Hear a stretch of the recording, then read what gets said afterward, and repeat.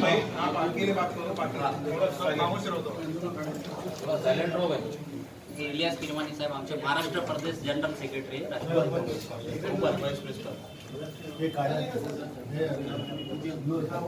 ये ओसी रखो तुम्हारा। तब हमारा शहर के अंदर पूरे औरंगाबाद में जो अपने वार्ड है, हर वार्ड के अंदर करीबन एक एक गली में 100 कुत्ते जमा हो गए और उनका कुछ नियोजन नहीं करने के वजह से उन सबको लंपी से भी ज्यादा खतरनाक बीमारी हो गई। मतलब 80% कुत्तों को खुजली की बीमारी हो गई, उनकी चमड़ी निकल गई और वो जिसको भी काट रहे सर तो इंजेक्शन लेने के बाद भी वो इंसान रेबीज का शिकार हो जा रहा। सर रोज के 50 पेशेंट है घाटी के अंदर और मेरे वार्ड में मैंने पांडे साहब को निवेदन दिया था 14/1/2022 को 2 लोग मर गए सर मेरे वार्ड में। महानगर अपने रशीद मामू कॉलोनी गरम पानी 2 लोग मर गए सर। दुसरी गोष्ट अशी की त्या लोकांना इंजेक्शन स्वतः मेडिकल मध्ये आणावं लागते, तिथे इंजेक्शन नाही उपलब्ध। सर उसकी कॉस्ट है 550 रुपए एक ARS इंजेक्शन की। अगर रोज के 50 लोगों को कुत्ते काट रहे उसमें से 25 लोग ऐसे गरीब रहते, वो बेचारे इंजेक्शन लेते नहीं सर, उनको दांत लग गया बोल के वो चले जाते घर को, मगर उसका इफेक्ट 6 महीने के बाद उनको पड़ता, वो जान गंवा दे रहे अपनी। रेबीज हो जा रहा सर ऐसे कुत्तों। सर आप भी रात में एक चक्कर मारेंगे 1:30-2 बजे तो आप उस पूरे समझ में आ जाएंगे। सर इनका कुछ तो भी नियोजन करना बहुत जरूरी है सर। रोज के 70-80 पेशेंट घाटी में आप मालूम मत लो रेबीज के कितने पेशेंट आ रहे हैं, 80 पेशेंट रोज के आ रहे हैं और वो कुत्तों को ऐसी बुरी बीमारी हो गई सर कि आप वो नहीं कर सकते। जो पेशेंट 6 महीने का देगा वो कैसे हरकतें कर रहा है तो उसके अंदर इफेक्ट आ रहा है। मतलब ये बहुत खतरनाक बात है सर, इसको बहुत गंभीरता से लेना चाहिए। हमारा पहला निवेदन वो है सर। दूसरा सर महानगर पालिका, हाँ ठीक है सर, अभी आप निवेदन पढ़िए। जी सर वो एनिमल राइट्स की वजह से अभी सीधा तो दूसरा कुछ कर नहीं सकते। जी सर। मेजर अपनी कार्रवाई है वो स्टरलाइजेशन की कार्रवाई है जी सर, जिसकी वजह से पैदाश आगे नहीं बढ़नी चाहिए। जी तो उसके बारे में थोड़ा सा ध्यान देंगे, उस पर फोकस करेंगे जी सर। जिसकी वजह से आगे की जो कार्रवाई है बस नहीं होगी। उतनी कोई चाहिए। बीमारी है क्या है तो वो भी अपन पशु वैज्ञानिक दवाखाने से उनसे बात करते हैं। जी सर। पैसे वो काम करने के बाद देते हैं, पहले पैसे देते हैं। काम से करो ना, हमारे सरकार में कैसे काम होता है 300 का काम टेंडर निकला, उसके बाद में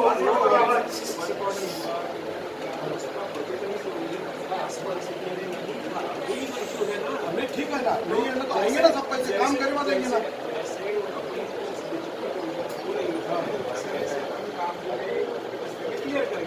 तुम पहले शो अभी जो मेन में नहीं कर रहे, बाकी के सबके सब उन्होंने करे, तुम अगर आके अगर थोड़ा हो ना एक काम करने के बाद पैसे देते ना सर। कॉन्ट्रैक्टर को पहले देते क्या पैसे? काम तो करो, देंगे ना पैसे, पैसे लेंगे सरकार से। अब हमारे सरकार ने जो निकाली थी टेंडर, उसके बाद में तुम्हारे बाद में आने के बाद अभी अब क्यों तुमने बाद में बंद क्यों करे? उसको काम चालू करा दो।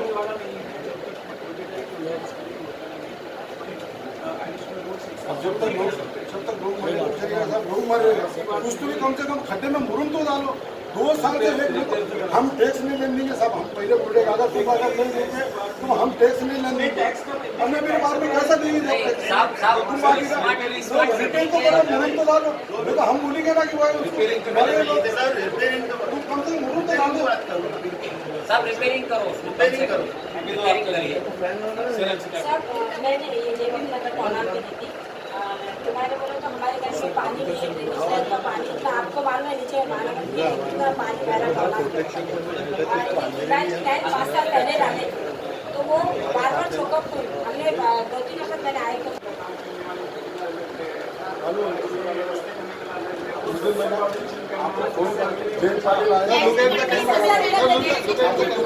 बड़े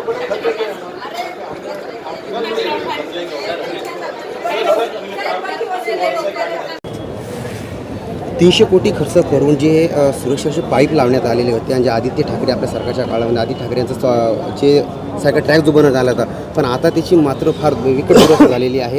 याच्यात काही मुद्दा आला का असा? आजच्या याच्यामध्ये तो मुद्दा तर आलेला नाही आहे, परंतु तो निदर्शनास आणून देण्यात येईल. खरं म्हणजे ती एक चांगली स्कीम या ठिकाणी निर्माण करण्याचा प्रयत्न केला होता, परंतु काही वाहतुकीची बेशिस्त किंवा महानगरपालिकेचं दुर्लक्ष या सगळ्या गोष्टीमुळं ती थोडी मोडकळीस आलेली ती यंत्रणा. तर त्याच्या संदर्भातसुद्धा आयुक्तांना या ठिकाणी पुढच्या भेटीमध्ये आम्ही त्यांना बोलूया या विषयावर. आज राष्ट्रवादी काँग्रेस पक्षाचे जिल्हाध्यक्ष कैलास पाटील साहेब व शहर जिल्हाध्यक्ष खाजाबाई यांच्या नेतृत्वात राष्ट्रवादी काँग्रेसच्या सर्वच विंगने शहरातील पाण्यापासून अगदी पिसाळलेले कुत्रे असतील, रस्त्याच्या समस्या असतील व विविध चौकाच्या डागडुजे असतील, यापर्यंतच्या ज्या ज्या समस्या आज औरंगाबाद शहरात प्रकर्षाने या ठिकाणी जाणवल्या जात आहेत व नागरिकांना ज्याचा त्रास होत आहे, या समस्या आज आम्ही आयुक्तांसमोर मांडल्या व आयुक्तांनी ते लवकरात लवकर आम्हाला ते सोडवू व त्याचा तोडगा काढू असं आश्वासन या ठिकाणी दिले. हे आश्वासन येत्या महिन्याभरात पूर्ण न झाल्यास राष्ट्रवादी काँग्रेस पक्षाच्या वतीने आम्ही कैलास पाटील साहेब असतील, खाजाबाई असतील यांच्या नेतृत्वात रस्त्यावर उतरल्याशिवाय राहणार नाही व रस्त्यावर उतरून महानगरपालिकेच्या विरोधात जा विचारून हे काम नाही, तुम्हाला आश्वासन देण्यात आलेले आहे त्यांना, पण नेमकं किती दिवस आश्वासन, तुम्ही किती दिवसामध्ये तुम्ही आंदोलनाची तुमची आखणी करणार आहात? आता नेमकं काय आहे की त्यांची टेंडरची प्रोसिजर नाही म्हटलं तरी 15-20 दिवस व महिन्याभरात निदान 20 दिवस ते 25 महिन्याभरात काम चालू झालं पाहिजे. व काम चालू होताना दिसल्याच्या नंतर काम एकदा चालू झालं, टेंडर भरले गेले की ते काम होईलच, याच्यात काही दुमत नाही. पण दिवाळीपर्यंत निदान काम सुरू झालं पाहिजे अशी आम्हाला अपेक्षा आहे. आणि दिवाळी एका महिन्यावरच आली आता. हो ना, एका महिन्यात टेंडर काढून ते काम करू शकतो. पुढच्या कामाची नाही, टेंडर सहित सगळ्या कामाला 1 महिने लागतील. तर ते जर 1 महिन्यात आम्हाला दिसून नाही आलं तर मोठ्या प्रमाणात आम्ही रस्त्यावर उतरून आंदोलन बघायला मिळेल भविष्यामध्ये आता. ज्या ज्या आंदोलनांनी ह्यांचे डोके ठिकाणावर येतील ते आंदोलन करण्याचा आम्ही प्रयत्न. मग त्या ठिकाणी गुन्हे जरी दाखल झाले राष्ट्रवादी काँग्रेस पक्षाच्या कार्यकर्त्यांवर तरी ते या ठिकाणी मागं पुढं बघणार नाहीत. देखिए ये जो निवेदन आते हैं इससे ये मालूम पड़ता है कि ये महानगर पालिका पिछले 3 सालों से प्रशासक यहाँ पे चल रहा है, इनके ऊपर कोई लगाम नहीं है. इस लोगों की समस्या कितनी आप समझ सकते हैं. अगर 80 निवेदन बोले तो करोड़ों लाखों लोगों की इसमें समस्या है. और आज इस समस्या के सब हमने एक जगह जमा करके आज माननीय महानगर पालिका आयुक्त चौधरी साहब को हमने निवेदन डिटेल में उनको बताया है कि कौन से वार्ड में, कौन से विभाग में क्या समस्या है. और सबसे गंभीर समस्या 1-2-3 मैं आपको बताना चाहता हूँ कि उसमें एक जो कचरे की समस्या थी कि कचरा का जिसको काम दिया गया है रेड्डी कंपनी को, वो सिर्फ डामाडोल करके करोड़ों रुपए, जनता के करोड़ों रुपए टैक्स जमा करके उनको ये रेड्डी कंपनी को सिर्फ बैठने के दिए जा रहे हैं. कचरे का कोई नियोजन नहीं है. दूसरा, शहर के अंदर कुत्तों की संख्या पहले हज़ारों में थी, अब लाखों में हो गई. हर गली में 100-100 कुत्ते मिलेंगे. उनको लंपी से भी ज़्यादा आज़ार, खतरनाक बीमारी उनको हो गई है. अगर वो कुत्ता कोई इंसान को काटता है तो 6 महीने के अंदर वो 80% तो मरने ही वाला है. क्योंकि हम वहाँ पे घाटी में रोज़ जाते हैं, रोज़ के 70-80 पेशेंट कुत्तों को काटने के वजह से वहाँ पे आ रहे हैं और इनके पास इंजेक्शन भी अवेलेबल नहीं है. वो एक विषय था. तीसरा विषय हमारा, जिस तरीके से अपंग लोगों को, हमारे दिव्यांग भाइयों को और महिलाओं को, बहनों को जो सुविधा केंद्र सरकार और महाराष्ट्र की राज्य सरकार की तरफ से महानगर पालिका के अंतर्गत दी जाती है, वो सुविधा उनको मिल रही नहीं है. और हमारे देखने में आया है कि इस शहर के अंदर कुछ अपंग लोगों को उनका उधार निर्वाह करने के लिए इन्होंने GR के अनुसार पैसे भर के टपरियों की परवानगी उनको दी थी, मगर राजकीय दबाव और माहिती के अधिकार के जो खंडनीखोर लोगों के दबाव में आके सम्मान्य आयुक्त साहब ने उनको रोड पे लाने का काम किया है. वो निवेदन भी आज हमने दिया है कि उनकी परवानगी रिवाइज करो और जो अपंग लोगों के यहाँ पे पेंडिंग में अर्ज है उधर निर्वाह करने के लिए, वो अर्ज पे जल्द से जल्द विचार करके उनको उधर निर्वाह दिया जाए. अगर ये सब मांगे हमारी उन्होंने 15 से 20 दिन के अंदर माननीय आयुक्त साहब ने पूरी नहीं की तो राष्ट्रवादी कांग्रेस पार्टी औरंगाबाद शहर जिला हमारे पूरे फ्रंटल की तरफ से इस महानगर पालिका को लॉक मारने का काम ये राष्ट्रवादी कांग्रेस पार्टी करेंगे. मैं कय्यूम शेख, शहर कार्याध्यक्ष राष्ट्रवादी युवक कांग्रेस औरंगाबाद.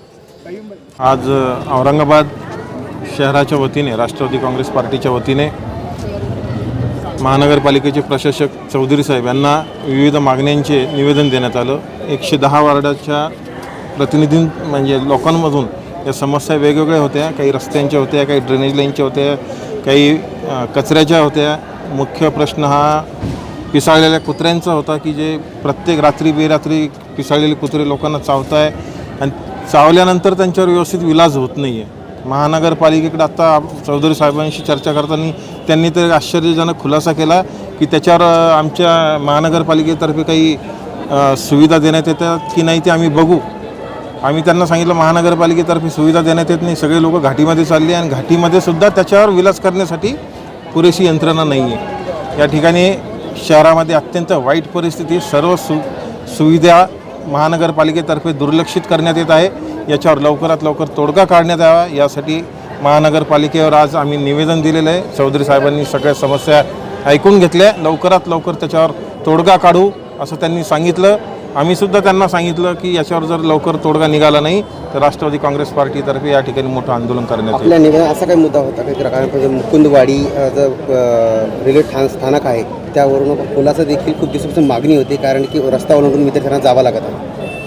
आजच्या निवेदनामध्ये मुकुंदवाडीच्या उड्डाणपुलाची मागणी होती का आपली? अच्छा, नाही सगळे 126 नाही पूर्ण 110 वार्ड जे त्याची जी आमची मागणी होती. मनपाना स्मार्ट सिटी अंतर्गत 120 थांबे बनवण्यात आलेले आहे. मात्र काही बसेस जे आहेत आणि काही थांबे जे आहेत आतापर्यंत फक्त जाहिरातीपुरते दिसून आले आहेत, फक्त त्याचा वापर होत नाही. आता आम्ही आमच्या कार्यकर्त्यांना ह्या 110 वार्डातून जे आमचे निवेदन आलेत त्याच्यानुसार आम्ही कार्यकर्त्यांना पण सूचना दिलेल्या आहेत की ते चालू आहेत की नाही बघायचं आणि महापालिकेला आपण रिपोर्ट करायचं. हम पूरे 126 वार्ड की जो समस्या थे हमारे कार्यकर्ताओं को हमने पूरे कल SMS के द्वारा और बोल दिया था, मैंने फ़ोन करके कि जिसकी जिसके प्रॉब्लम है तुम आओ. आज हमने पूरे के 126 वार्ड में से तो नहीं आए मगर 80-90 वार्ड में से जो जो प्रॉब्लम थे हम वहाँ आए. और सबसे बड़ा मुद्दा था कि 117 करोड़ का काम आज से 4 महीने पहले वर्क ऑर्डर हुआ मगर अभी क्यों चालू नहीं किए. तो कमिश्नर साहब बोल रहे कि पैसे नहीं है. मैं बोला काम के पहले कॉन्ट्रैक्टर को पैसे देते क्या आप, काम के बाद में देते. तो बोले हमारे पास उसका नियोजन नहीं, बोले हमारे पास 80-85 करोड़ है. बोला 80-85 करोड़ ऐसे जगह बना रहे आप रोड की जो अच्छे रोड है, जो ख़राब रोड है वहाँ तो काम करो आप. बोला बाद में पैसे देना पड़ेगा, अपन पहले उसके पहले तुम काम करते. कॉन्ट्रैक्टर काम होने के बाद पैसे मांगता. और हमने ये भी बोल दिया कि साहब अगर से आप रोड नहीं बनेंगे तो लोगों से हम टैक्स नहीं लेने देंगे. हम टैक्स नहीं, लोगों को बोलेंगे कि जब तक ये रोड नहीं बनाते, ड्रेनेज नहीं देते, पानी अच्छा नहीं देते, जब तक टैक्स नहीं देना. मैंने कमिश्नर साहब को भी बोला और हम लोगों को भी बोलेंगे जब तक पानी अच्छा नहीं आता, अगर सुविधा नहीं देते पूरे, लाइट अगर पूरे हैं तो महानगर पालिका को हम दिल से टैक्स भरेंगे. लोगों के पास जाएंगे और बोलेंगे कि लोगों को टैक्स भरो. आज सातारा देवले के अंदर करोड़ों रुपए उन्होंने पैसे ले रहे मगर वहाँ अभी तक कोई नियोजन नहीं बाकी का.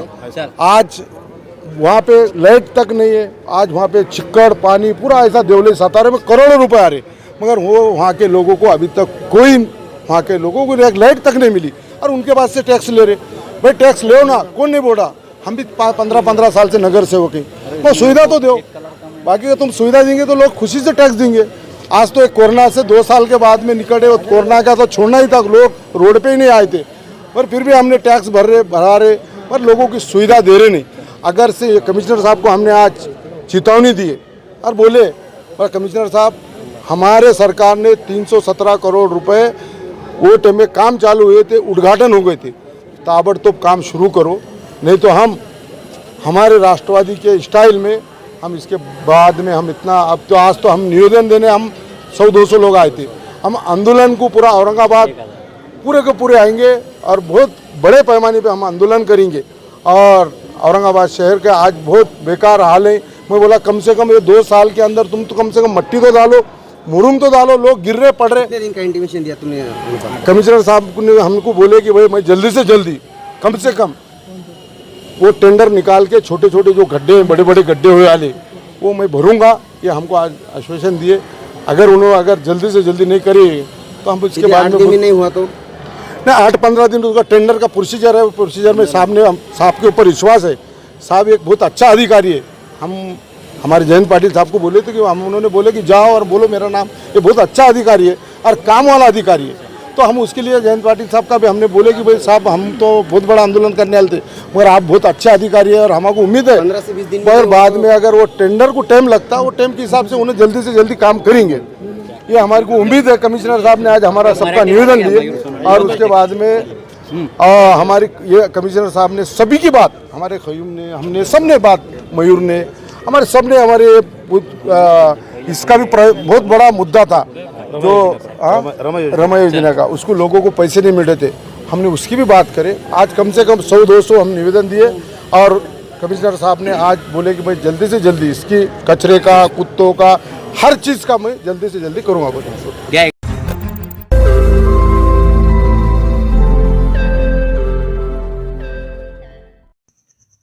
रोज नई खबरों को देखने के लिए हमारे औरंगाबाद समाचार चैनल को सब्सक्राइब कीजिए और नोटिफिकेशन पाने के लिए हमारे बेल आइकन को दबाइए ताकि हर खबर की नोटिफिकेशन आपको मिलती रहे।